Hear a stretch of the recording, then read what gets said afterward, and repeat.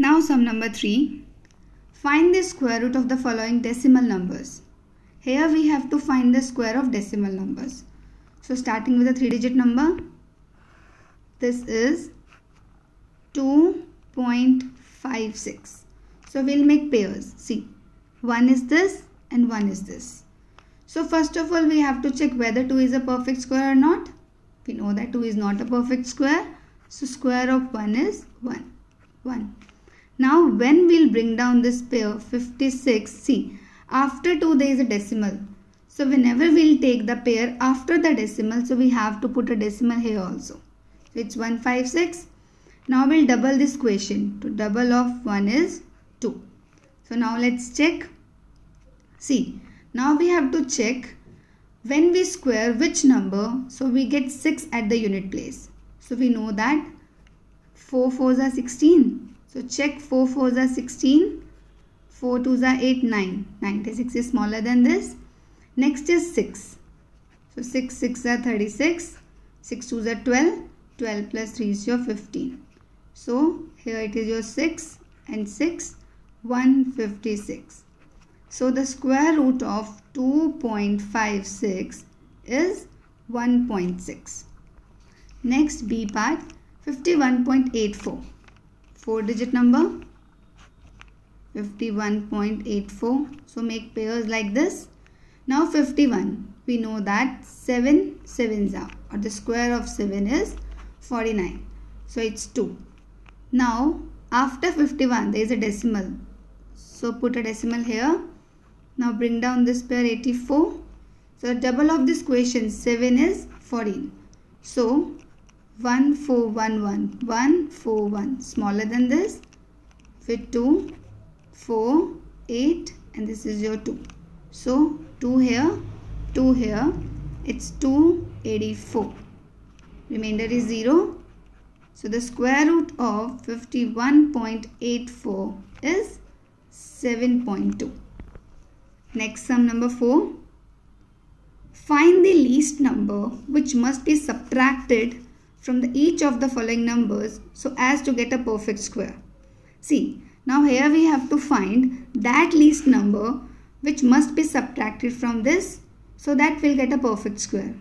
It means this number is not a perfect square because it is written here that find the least number which must be subtracted from each of the following numbers so as to get a perfect square. So first of all, we'll find its square root. We'll check whether the remainder is 0 or not. So 402. So we'll make pairs like this. So 4, 2, answer is 0. Now we'll bring down this pair 0, 2. So what we'll do? We'll double this quotient. Double is what? 4. Now just check. Here we are not having any other number. It means here 2 is the remainder. So here the remainder is 2. Now what we have to find? See, the remainder is your 2. So what we have to find? We have to find the least number which must be subtracted from the following numbers to get a perfect square. Whenever we have to find the least number which must be subtracted, in that case what we have to do? We have to subtract the remainder from the given number. Again I am repeating. Whenever we have to find the least number which must be subtracted from these numbers so as to get a perfect square, subtracted, just read this word carefully. In that sum, we have to subtract the remainder from the given number. So, we'll subtract 402 minus 2, answer 400. And we know that 400 is a perfect square.